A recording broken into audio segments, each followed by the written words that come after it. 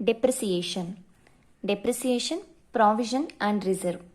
ಈ ಒಂದು ಡೆಪ್ರಿಸಿಯೇಷನ್ ಒಂದು ಚಾಪ್ಟರಲ್ಲಿ ಇವತ್ತಿನ ಒಂದು ವಿಡಿಯೋದಲ್ಲಿ ಡೆಪ್ರಿಸಿಯೇಷನ್ ಅಂದರೆ ಮೀನಿಂಗ್ ಏನು, ಫೀಚರ್ಸ್ ಆಫ್ ಡೆಪ್ರಿಸಿಯೇಷನ್, ಹಾಗೆ ಸ್ಟ್ರೈಟ್ ಲೈನ್ ಮೆಥಡ್ ಮೇಲೆ ಒಂದು ಪ್ರಾಬ್ಲಮ್ನ ನೋಡೋಣ.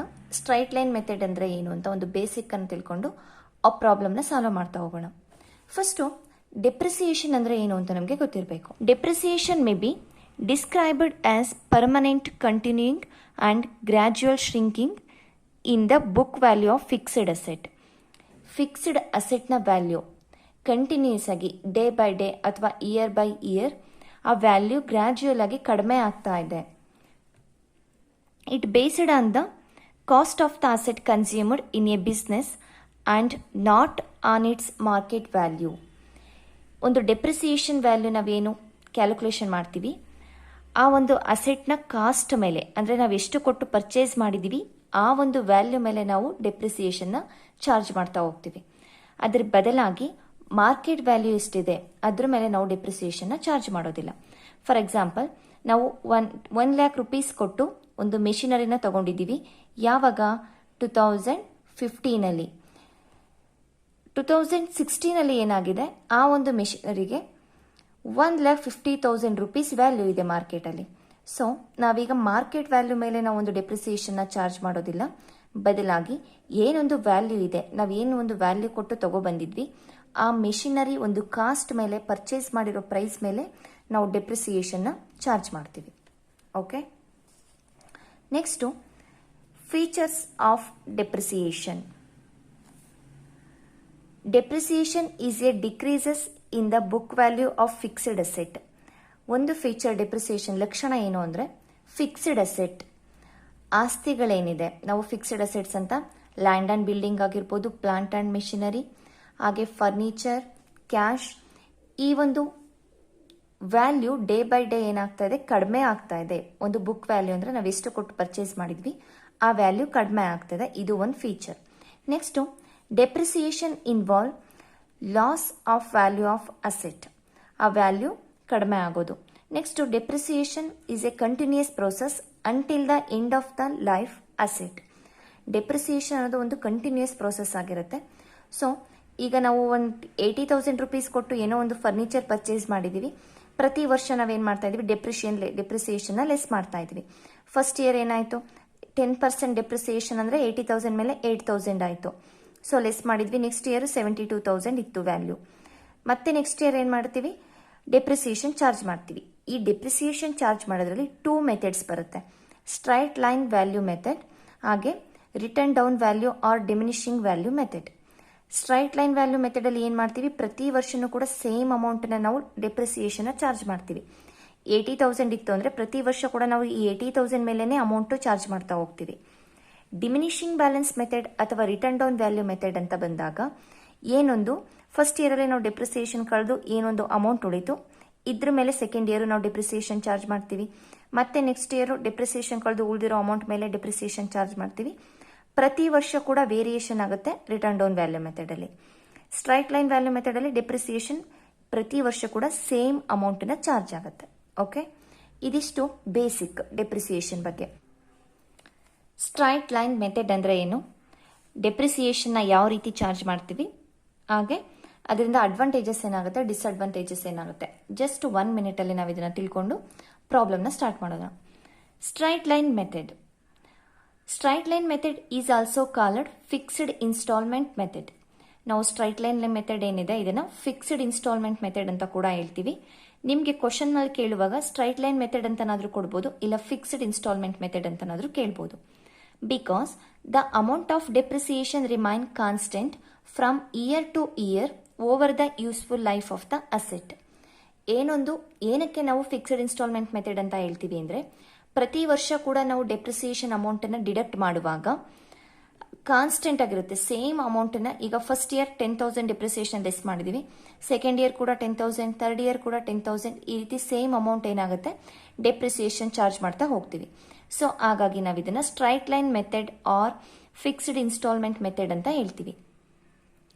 According to this method, a fixed and an equal amount is charged as depreciation in every accounting period during the life time of an asset. According to this method, straight line method, as per fixed asset and equal amount is charge depreciation. Fixed amount asset ಮೇಲೆ ನಾವು ಒಂದು equal amount ಅನ್ನ depreciation ಆಗಿ charge ಮಾಡ್ತಾ ಹೋಗ್ತೀವಿ every year. ಪ್ರತಿ ಒಂದು year ending ಅಲ್ಲಿ ನಾವು ಚಾರ್ಜ್ ಮಾಡ್ತೀವಿ. ನಾನೊಂದು ಗ್ರಾಫ್ ಮೂಲಕ ನಿಮ್ಗೆ ಇಲ್ಲಿ ಒಂದು ಎಕ್ಸಾಂಪಲ್ ನ ತೋರಿಸ್ತಾ ಇದ್ದೀನಿ.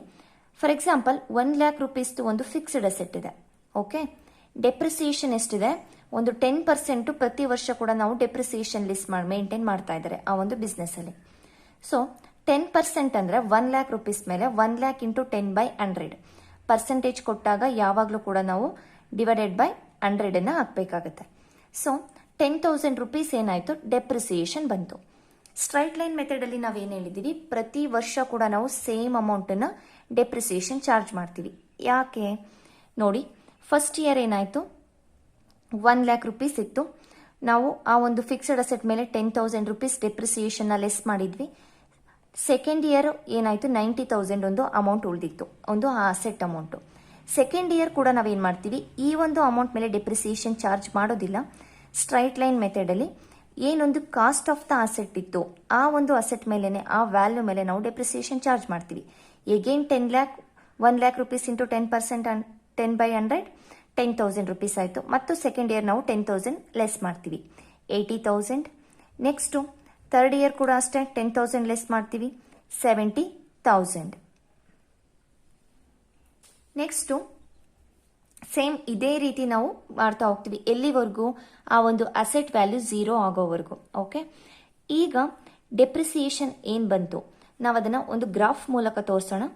2001 ಅಲ್ಲಿ 10,000 rupees ಡೆಪ್ರಿಸಿಯೇಷನ್ ಚಾರ್ಜ್ ಮಾಡಿದ್ದೀವಿ. 2002 10,000, 2003 10,000. ಏನಾಯ್ತು? ಸ್ಟ್ರೈಟ್ ಲೈನ್ ಇದೆ. Okay, 10,000 rupees. ಇದನ್ನ ನಾವು ಸ್ಟ್ರೈಟ್ ಲೈನ್ ಮೆಥಡ್ ಅಂತ ಹೇಳ್ತೀವಿ. ಅದೇ ರಿಟರ್ನ್ ಡೌನ್ ವ್ಯಾಲ್ಯೂ ಮೆಥಡ್ ಆಗಿದ್ರೆ ನಿಮಗೆ ಈ ಇಯರ್ ಒಂದು ಅಮೌಂಟ್ ಬಂದಿದೆ, ನೆಕ್ಸ್ಟ್ ಇಯರ್ ಡೆಪ್ರಿಸಿಯೇಷನ್ ಕಡಿಮೆ ಆಗ್ತಿತ್ತು, ನೆಕ್ಸ್ಟ್ ಇಯರ್ ಇನ್ನೂ ಕಡಿಮೆ ಆಗ್ತಿತ್ತು. ಈ ರೀತಿ ಗ್ರಾಫ್ ಗ್ರಾಜುಯಲಿ ಡಿಕ್ರೀಸ್ ಆಗ್ತಾ ಬರೋದು. ಓಕೆ, ನೆಕ್ಸ್ಟು ಈ straight line value method depreciation use ಮಾಡೋದ್ರಿಂದ ಏನೇನು ನಮಗೆ ಅಡ್ವಾಂಟೇಜಸ್ ಇದೆ? Okay, it is a simple and easy to understand apply. It is simple, easy to understand and apply. ಇದು ತುಂಬಾ ಸಿಂಪಲ್ ಆಗಿರೋ ಒಂದು ಮೆಥಡ್ ಆಗಿದೆ. ನಾವು ಅದನ್ನು ಸುಲಭವಾಗಿ ಒಂದು ಬಿಸ್ನೆಸ್ ಅಲ್ಲಿ ಅಪ್ಲೈ ಮಾಡ್ಕೋಬಹುದು ಈ ಒಂದು ಮೆಥಡ್ ಅನ್ನ. ಯಾಕೆ ಅಂದ್ರೆ ಚಾರ್ಜ್ ಮಾಡೋದು ಹಾಗೆ ಕ್ಯಾಲ್ಕುಲೇಷನ್ ನಮಗೆ ತುಂಬಾ ಈಸಿ ಆಗುತ್ತೆ. Next, asset can be depreciated up to the next scrap value or 0 value. Asset ಏನಿದೆ ಒಂದು ಸ್ಕ್ರಾಪ್ ವ್ಯಾಲ್ಯೂ ಬರೋವರೆಗೂ ಅಥವಾ ಒಂದು 0 ವ್ಯಾಲ್ಯೂ ಬರೋವರೆಗೂ ನಾವು ಈ ಡೆಪ್ರಿಸಿಯೇಷನ್ ಚಾರ್ಜ್ ಮಾಡ್ತಾ ಹೋಗ್ತೀವಿ. Next advantage, every year same amount is charged as depreciation in profit and loss account. This make comparison of profit for different year easily. ನಾವು ಪ್ರತಿ ವರ್ಷ ಕೂಡ ಒಂದೇ ಅಮೌಂಟ್, ಸೇಮ್ ಅಮೌಂಟ್ ನಾವೇನ್ ಮಾಡ್ತಾ ಇದೀವಿ? ಡೆಪ್ರಿಸಿಯೇಷನ್ ಚಾರ್ಜ್ ಮಾಡ್ತಾ ಇದೀವಿ. ಚಾರ್ಜ್ ಮಾಡಿ ನಾವು ಪ್ರಾಫಿಟ್ ಅಂಡ್ ಲಾಸ್ ಅಕೌಂಟ್ಗೆ ಟ್ರಾನ್ಸ್ಫರ್ ಮಾಡ್ತೀವಿ, ರೈಟ್? ಈ ರೀತಿ ಮಾಡೋದ್ರಿಂದ ನಮಗೆ ಪ್ರತಿ ವರ್ಷ ಕೂಡ ಸೇಮ್ ಅಮೌಂಟ್ ಚಾರ್ಜ್ ಮಾಡ್ತಾ ಇದೀವಿ. ನಾವೀಗ ಈ ವರ್ಷ ಎಷ್ಟು ಪ್ರಾಫಿಟ್ ಬಂದಿತ್ತು, ನೆಕ್ಸ್ಟ್ ಇಯರ್ ಎಷ್ಟು ಪ್ರಾಫಿಟ್ ಬರ್ಬೋದು, ಅದರ ನೆಕ್ಸ್ಟ್ ಇಯರ್ ಏನಾಗ್ಬೋದು, ಈ ರೀತಿ ನಾವು ಅದನ್ನ ಕಂಪ್ಯಾರಿಸನ್ ಮಾಡೋದಕ್ಕೆ ನಮಗೆ ಈ ಸ್ಟ್ರೈಟ್ ಲೈನ್ ವ್ಯಾಲ್ಯೂ ಮೆಥಡ್ ಏನಿದೆ ಹೆಲ್ಪ್ ಆಗುತ್ತೆ. Next, disadvantages of straight line method. This method is based on the faulty assumption. Same amount of the utility of an asset in different accounting year. ಒಂದೇ amount ಅನ್ನ ನಾವು ಪ್ರತಿ ವರ್ಷ ಕೂಡ charge ಮಾಡ್ತಾ ಇದೀವಿ. ಡೆಪ್ರಿಸಿಯೇಷನ್ ಅಮೌಂಟ್ ಅನ್ನ ಚಾರ್ಜ್ ಮಾಡೋದಕ್ಕೆ ಅಥವಾ ಒಂದು ಡೆಪ್ರಿಸಿಯೇಷನ್ ಅಮೌಂಟ್ ಅನ್ನ ಕ್ಯಾಲ್ಕುಲೇಷನ್ ಮಾಡೋದಕ್ಕೆ formula original cost of the asset minus scrap value divided by useful life.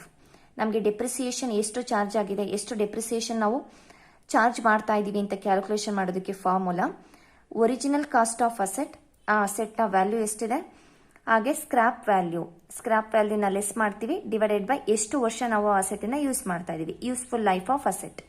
For example 1 lakh rupees ಒಂದು ಏನು ಕಾಸ್ಟ್ ಆಫ್ ದ ಅಸೆಟ್ ಇತ್ತು, 10,000 rupees ಸ್ಕ್ರಾಪ್ ವ್ಯಾಲ್ಯೂ ಇತ್ತು, ಲೆಸ್ ಮಾಡಬೇಕು. ಹಾಗೆ ನಾವು ಅದನ್ನ ಒಂದು 10 ವರ್ಷ ಯೂಸ್ ಮಾಡಿದೀವಿ ಅಂದ್ರೆ ಡಿವೈಡೆಡ್ ಬೈ 10 ಡೆಪ್ರಿಸಿಯೇಷನ್ ಅಮೌಂಟ್ ಅನ್ನ ಕ್ಯಾಲ್ಕುಲೇಷನ್ ಮಾಡ್ತೀವಿ.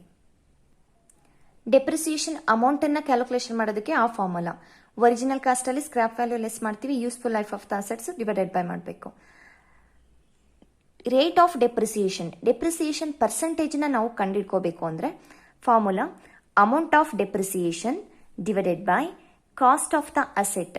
ಆ ಒಂದು ಅಸೆಟ್ನ total cost of the asset into 100 ಮಾಡಿದರೆ ನಮಗೆ ರೇಟ್ ಆಫ್ ಡೆಪ್ರಿಸಿಯೇಷನ್ ಸಿಗುತ್ತೆ. ಡೆಪ್ರಿಸಿಯೇಷನ್ ಸ್ಟ್ರೈಟ್ ಲೈನ್ ಮೆಥಡ್ ಮೇಲೆ ಫಸ್ಟ್ ಪ್ರಾಬ್ಲಮ್ನ ನೋಡೋಣ. Manoj company acquired A machinery on 1st June 2020. Manoj ಏನು ಮಾಡ್ತಾ ಇದ್ದಾನೆ, ಒಂದು ಮೆಷಿನರಿನ ಪರ್ಚೇಸ್ ಮಾಡ್ತಾ ಇದ್ದಾನೆ June 1, 2020 at cost of ₹12 lakh.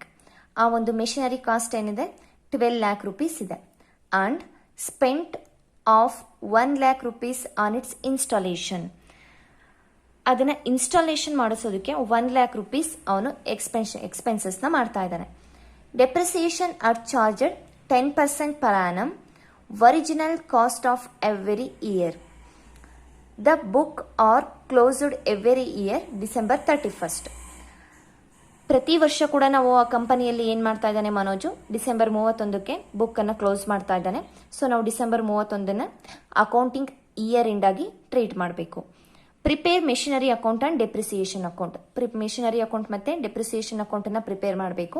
So ಇಲ್ಲಿ ಏನು ಕೊಟ್ಟಿದ್ದಾರೆ, ಆ ಒಂದು ಅಸೆಟ್ ಎಷ್ಟು ₹12 lakh ಕೊಟ್ಟು ಪರ್ಚೇಸ್ ಮಾಡಿ ಅದನ್ನು ಇನ್ಸ್ಟಾಲೇಷನ್ ಮಾಡೋದಕ್ಕೆ ₹1 lakh ಖರ್ಚಾಗಿದೆ. ಹಾಗೆ ಡೆಪ್ರಿಸಿಯೇಷನ್ 10% ಚಾರ್ಜ್ ಮಾಡ್ತಾ ಇದ್ದಾನೆ. ಪ್ರತಿ ವರ್ಷ ಇಯರ್ ಎಂಡ್ 31 ಡಿಸೆಂಬರ್ಗೆ ಕ್ಲೋಸ್ ಆಗ್ತದೆ. ಇದಿಷ್ಟು ನಮಗೆ ಇನ್ಫಾರ್ಮೇಶನ್ ಸಾಕು. ಸೊ ಫಸ್ಟು ಮೆಷಿನರಿ ಅಕೌಂಟನ್ನು ಪ್ರಿಪೇರ್ ಮಾಡೋಣ.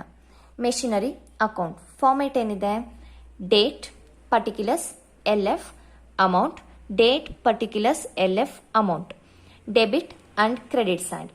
ಸೊ ಫಸ್ಟ್ ನಾವು ಇಲ್ಲಿ ಏನು ಮಾಡಬೇಕು, ಮೆಷಿನರಿನ ಪರ್ಚೇಸ್ ಮಾಡಿರೋದಕ್ಕೆ ಒಂದು ಎಂಟ್ರಿ ಹಾಕೋಣ. ಮೆಷಿನರಿನ ಪರ್ಚೇಸ್ ಮಾಡಿದರೆ ಜರ್ನಲ್ ಎಂಟ್ರಿ ಏನಾಗುತ್ತೆ, ಮೆಷಿನರಿ ನಮ್ಮ ಬಿಸ್ನೆಸ್ ಒಳಗಡೆ ಬರ್ತಾ ಇದೆ, right. Machinery account data to cash or bank account. ಇಲ್ಲ ಕ್ಯಾಶನ್ನು ಕೊಟ್ಟಿರ್ತಾನೆ, ಇಲ್ಲ ಚೆಕ್ಕನ್ನು ಕೊಟ್ಟು ಪರ್ಚೇಸ್ ಮಾಡಿರ್ತಾನೆ. ಓಕೆ, ನಾವು ಮೆಷಿನರಿ ಅಕೌಂಟನ್ನೇ ಪ್ರಿಪೇರ್ ಮಾಡ್ತಾ ಇದ್ದೀವಿ ಅಂತ ಹೇಳಿದಾಗ ನಾವು ಇದರೊಳಗಡೆ ಮತ್ತೆ ಎಲ್ಲೂ ಕೂಡ ಮೆಷಿನರಿ ಅಕೌಂಟ್ ಅಂತ ಬರೆಯೋದಿಲ್ಲ. ಹಾಗಾಗಿ machinery account data to bank account ₹12 lakh ಕೊಟ್ಟು ಮೆಷಿನರಿನ ಪರ್ಚೇಸ್ ಮಾಡಿದ್ದಾನೆ. ನೆಕ್ಸ್ಟು ಅದನ್ನು ಇನ್ಸ್ಟಾಲ್ ಮಾಡೋದಕ್ಕೆ ₹1 lakh ಖರ್ಚು ಮಾಡಿದ್ದಾನೆ. Same date 2020 June 1 to bank account. ಮೆಷಿನರಿನ ಇನ್ಸ್ಟಾಲೇಷನ್ ಮಾಡೋದಕ್ಕೆ ಒಂದಿಷ್ಟು ಎಕ್ಸ್ಪೆನ್ಸಸ್ ಆಗಿದೆ ಅವನಿಗೆ. ಟು ಬ್ಯಾಂಕ್ ಅಕೌಂಟ್ ಬ್ರಾಕೆಟಲ್ಲಿ installation ₹1 lakh. Okay, first year ಇಷ್ಟೇ. ಅವನೇನೊಂದು ಮೆಷಿನರಿನ ತಗೊಂಡ ಅದನ್ನು ಇನ್ಸ್ಟಾಲ್ ಮಾಡಿಸ್ತಾ ₹13 lakh ಆಯಿತು ಅದ್ರದ್ದು over all cost. Total first year close ಮಾಡ್ತಾ ಇದ್ವಿ $13 lakh. ಅದಕ್ಕೆ ನಾವು ಪ್ರತಿ ವರ್ಷ ಅವನೇನು ಹೇಳ್ತಾ ಇದ್ದಾನೆ, ಇಯರ್ ಎಂಡಲ್ಲಿ ಡೆಪ್ರಿಸಿಯೇಷನ್ ಚಾರ್ಜ್ ಮಾಡ್ತಾ ಇದ್ದೀವಿ. ಎಷ್ಟು, 10% ಅಂತ ಹೇಳಿದ್ದಾನೆ. 2020 ಇಯರ್ ಎಂಡ್ ಯಾವಾಗ, December 31 by depreciation account. Depreciation charge ಮಾಡೋದಕ್ಕೆ ಜರ್ನಲ್ ಎಂಟ್ರಿ ಏನಾಗುತ್ತೆ, ಮೆಷಿನರಿ ಮೇಲೆ ಚಾರ್ಜ್ ಮಾಡ್ತಾ ಇದ್ದೀವಿ ಅಂದರೆ depreciation account data to machinery account. Okay, by depreciation $13 lakh into 10/100 10%ನ ಚಾರ್ಜ್ ಮಾಡ್ತಾ ಇದ್ದಾನೆ. ನಾವು ಈ ಒಂದು 12 lakh ಏನೊಂದು ಪರ್ಚೇಸ್ ಮಾಡಿರೋದು ಮತ್ತು ₹1 lakh ಇನ್ಸ್ಟಾಲೇಷನ್ ಎರಡೂ ಕೂಡ ಅದು ಕಾಸ್ಟ್ ಆಗುತ್ತೆ, ಒರಿಜಿನಲ್ ಕಾಸ್ಟನ್ನೇ ಆ ಮೆಷಿನರಿದು. ಸೊ 13 lakh ಇಂಟು 10% ಇಂಟು 1 ವರ್ಷ ಕೂಡ ಇದೆಯಾ ನಮ್ದದು ಆ ಒಂದು ಬಿಸ್ನೆಸ್ಸಲ್ಲಿ ಆ ಮೆಷಿನರಿ? ಇಲ್ಲ. ಯಾಕೆಂದರೆ ಪರ್ಚೇಸ್ ಮಾಡಿರೋದೇ June 1, December 31ಗೆ ಆ ಒಂದು ಇಯರ್ ಕ್ಲೋಸ್ ಆಗ್ತಾ ಇದೆ, ಫಸ್ಟ್ ಇಯರು. ಹಾಗಾಗಿ ಜೂನಿಂದ ನೀವು ಕ್ಯಾಲ್ಕುಲೇಷನ್ ಮಾಡಿ. June, July, August, September, October, November, December 7 months ಅದು ಒಂದು ಬಿಸ್ನೆಸ್ಸಲ್ಲಿ ಇರೋವಂಥದ್ದು. ಓಕೆ, 7 ಡಿವೈಡೆಡ್ ಬೈ 12 12 ಮಂತ್ಸಲ್ಲಿ 7 months ಮಾತ್ರ ಏನಾಗಿದೆ ಆ ಒಂದು ಮೆಷಿನರಿ ನಮ್ಮ ಬಿಸ್ನೆಸ್ಸಲ್ಲಿ ಇದೆ. ಸೊ ಡೆಪ್ರಿಸಿಯೇಷನ್ ಎಷ್ಟಾಯಿತು, ₹75,833 ಫಸ್ಟ್ ಇಯರ್ ಡೆಪ್ರಿಸಿಯೇಷನ್ ಆಯಿತು. ಓಕೆ, ಫಸ್ಟ್ ಇಯರ್ನ ಕ್ಲೋಸ್ ಮಾಡೋಣ. 13 lakh 13 lakhಲ್ಲಿ 75,833 ಡೆಪ್ರಿಸಿಯೇಷನ್ ಲೆಸ್ ಮಾಡಿದಾಗ ನಮಗೆ ಆ ಒಂದು ಅಸೆಟ್ನ ಬ್ಯಾಲೆನ್ಸಿಂಗ್ ಫಿಗರ್ ಎಷ್ಟು ಉಳಿತು, ₹12,24,167 ಉಳಿತು. ಎಷ್ಟು ವರ್ಷಕ್ಕೆ ಡೆಪ್ರಿಸಿಯೇಷನ್ ಚಾರ್ಜ್ ಮಾಡೋದಕ್ಕೆ ಹೇಳಿರೋದು, ಫಸ್ಟ್ 3 yearsನ ಚಾರ್ಜ್ ಮಾಡೋದಕ್ಕೆ ಹೇಳಿದ್ದಾರೆ. ನೋಡ್ಬೋದು ನೀವಿಲ್ಲಿ 2020, 21 ಮತ್ತು 22 2022ವರೆಗೂ ಕೂಡ ಡೆಪ್ರಿಸಿಯೇಷನ್ ಚಾರ್ಜ್ ಮಾಡೋದಕ್ಕೆ ಹೇಳಿರೋದು. ಈಗ ನೆಕ್ಸ್ಟು ನಾವು ಅದನ್ನು ನೆಕ್ಸ್ಟ್ ಇಯರ್ಗೆ ಕ್ಯಾರಿ ಫಾರ್ವರ್ಡ್ ಮಾಡ್ಕೊಳ್ಳೋಣ. Okay, 2021 Jan 1st 2 balance brought down 12,24,167 rupees. ಮತ್ತೆ ನಾವು ಸೆಕೆಂಡ್ ಇಯರ್ ಕೂಡ ಡೆಪ್ರಿಸಿಯೇಷನ್ ಚಾರ್ಜ್ ಮಾಡಬೇಕು 10%. ಯಾವ ಮೆಥಡಲ್ಲಿ ಮಾಡ್ತಾ ಇದೀವಿ? Straight line value method. Okay, 2021 December 31st year close ಆಗ್ತಾ ಇರೋದು. ಬೈ ಡೆಪ್ರಿಸಿಯೇಷನ್ ಅಕೌಂಟ್ ಯಾವೊಂದು ಅಮೌಂಟ್ ಹಾಕೋಬೇಕು? ನಾವೀಗ ಲೆಸ್ ಮಾಡಿರೋ ಅಮೌಂಟನ್ನು ತಗೋಬಾರ್ದು, ಏಕೆಂದರೆ ಸ್ಟ್ರೈಟ್ ಲೈನ್ ಮೆಥಡ್. ನಾವು ಓವರ್ ಕಾಸ್ಟ್ ವ್ಯಾಲ್ಯೂ ಏನಿತ್ತು ಫಸ್ಟ್ ಇನಿಷಿಯಲ್ ಕಾಸ್ಟ್ 13 lakh, ಈ ಒಂದು ಅಮೌಂಟನ್ನು ತಗೋಬೇಕು. 13 lakh ಇಂಟು 10/100. ನಾವಿಲ್ಲಿ ಮೇಲೆ ಏನಕ್ಕೆ 7 ಹಾಕೊಂಡ್ವಿ ಅಂತ ನಿಮಗೆ ಗೊತ್ತಾಯ್ತು ಅಲ್ವಾ? ಯಾಕೆಂದ್ರೆ ಅದು 7 months ಅಷ್ಟೇ ಇದ್ದಿದ್ದು ಬಿಸ್ನೆಸ್ ಅಲ್ಲಿ, ಇಲ್ಲಿ 1 ವರ್ಷ ಪೂರ್ತಿ ಇದೆ. ಹಾಗಾಗಿ 1,30,000 rupees ಸೆಕೆಂಡ್ ಇಯರ್ ಡೆಪ್ರಿಸಿಯೇಷನ್ ಆಯಿತು. ಮತ್ತೆ ಲೆಸ್ ಮಾಡ್ತಾ ಇದ್ದೀವಿ. ಲೆಸ್ ಮಾಡಿದಾಗ 12,24,167 ಟೋಟಲ್ ಹಾಕಿ ಲೆಸ್ ಮಾಡಿದಾಗ 10,94,167 rupees ನಮಗೆ ಬ್ಯಾಲೆನ್ಸ್ ಫಿಗರ್ ಉಳಿತು. By balance carry down December 31st. Next year ನಾವು ಅದನ್ನ ಕ್ಯಾರಿ ಫಾರ್ವರ್ಡ್ ಮಾಡ್ಕೊಳ್ತಾ ಇದೀವಿ. 2022 Jan 1st 2 balance brought down 10,94,167 rupees. ಈ ಇಯರ್ 2022ಗೆ ಲಾಸ್ಟ್ 3 years ಮಾತ್ರ ಡೆಪ್ರಿಸಿಯೇಷನ್ ಚಾರ್ಜ್ ಮಾಡೋದು ಕೇಳಿರೋದು. 2022 December 31st by depreciation account straight line method ಮೇಲೆ ಆಗಿರೋದ್ರಿಂದ ಸೇಮ್ ಒಂದು ಡೆಪ್ರಿಸಿಯೇಷನ್ ಚಾರ್ಜ್ ಮಾಡ್ತೀವಿ. 13 lakh ಇಂಟು 10/100 1,30,000 ಸೇಮ್ ಬರುತ್ತೆ. 1,30,000 ಲೆಸ್ ಮಾಡಿದಾಗ ಟೋಟಲ್ ಡೆಬಿಟ್ ಸೈಡ್ ಜಾಸ್ತಿ ಇದೆ. 10,94,167 10,94,167 ಮೈನಸ್ 1,30,000 rupees. ಎಷ್ಟು ಬಂತು? By balance carry down 9,64,167 rupees ಬಂತು. ಸೊ 3 years ಮಾತ್ರ ಹೇಳಿರೋದು. ನಾವಿಷ್ಟಕ್ಕೆ ಕ್ಲೋಸ್ ಮಾಡ್ತಾ ಇದೀವಿ machinery account. Next depreciation account ಅನ್ನ ಪ್ರಿಪೇರ್ ಮಾಡೋಣ. ಡೆಪ್ರಿಸಿಯೇಷನ್ ಅಕೌಂಟ್ ಕಾಲಮ್ಸ್ ಏನ್ ಬರುತ್ತೆ? Date, particulars, LF amount, date, particulars, LF amount, debit side, credit side. ತುಂಬಾ ಈಸಿ ಡೆಪ್ರಿಸಿಯೇಷನ್ ಅಕೌಂಟು. ಸೊ ಏನಿದೆ, ನಾವೊಂದು ಡೆಪ್ರಿಸಿಯೇಷನ್ 3 ವರ್ಷ ಚಾರ್ಜ್ ಮಾಡಿದೀವಲ್ಲ, ಅದನ್ನ ಪ್ರಾಫಿಟ್ ಅಂಡ್ ಲಾಸ್ ಅಕೌಂಟ್ಗೆ ಟ್ರಾನ್ಸ್ಫರ್ ಮಾಡ್ತೀವಿ. ಅಷ್ಟೇ, 2 ಎಂಟ್ರಿ ಬರೋದು. ಫಸ್ಟ್ ಡೆಪ್ರಿಸಿಯೇಷನ್ ಫಸ್ಟ್ ಇಯರ್ ನಾವು ಏನು ಪೇ ಮಾಡಿದೀವಿ? 75,833 ಪೇ ಮಾಡಿದೀವಿ. ಜರ್ನಲ್ ಎಂಟ್ರೀಸ್ ಏನಿತ್ತು? Depreciation account data to machinery account ಇತ್ತು. Depreciation account data to machinery account. So depreciation account ಮಾಡ್ತಾ ಇರೋದ್ರಿಂದ to machinery account first year end December 31st depreciation pay ಮಾಡ್ತಾ ಇದೀವಿ 75,833. ಅದನ್ನ ಪ್ರಾಫಿಟ್ ಅಂಡ್ ಲಾಸ್ ಅಕೌಂಟ್ಗೆ transfer ಮಾಡ್ತಾ ಇದ್ವಿ. By profit and loss account 75,833 total. ಮತ್ತೆ ಫಸ್ಟ್ ಇಯರ್ ಮುಗೀತು. ಸೆಕೆಂಡ್ ಇಯರ್ ಎಷ್ಟು ಪೇ ಮಾಡಿದ್ದೀವಿ? 1,30,000. 2021 December 31st to machinery account 1,30,000. ಇದನ್ನು ಅಷ್ಟೇ ಪ್ರಾಫಿಟ್ ಅಂಡ್ ಲಾಸ್ ಅಕೌಂಟ್ಗೆ ಟ್ರಾನ್ಸ್ಫರ್ ಮಾಡ್ತಾ ಇದೀವಿ 1,30,000. ಸೆಕೆಂಡ್ ಇಯರ್ ಕೂಡ ಮುಗೀತು. ನೆಕ್ಸ್ಟ್ ಕ್ಲೋಸ್ ಮಾಡಿದ್ವಿ. ಥರ್ಡ್ ಇಯರ್ 2022 ಡಿಸೆಂಬರ್ 31st ಅಲ್ಲಿ ಏನೊಂದು ನಾವು ಪೇ ಮಾಡಿದ್ವಿ depreciation. So to machinery account 1,30,000. ಅದನ್ನ ಪ್ರಾಫಿಟ್ ಅಂಡ್ ಲಾಸ್ ಅಕೌಂಟ್ಗೆ ಟ್ರಾನ್ಸ್ಫರ್ ಮಾಡ್ತಾ ಇದ್ವಿ by profit and loss account 1,30,000.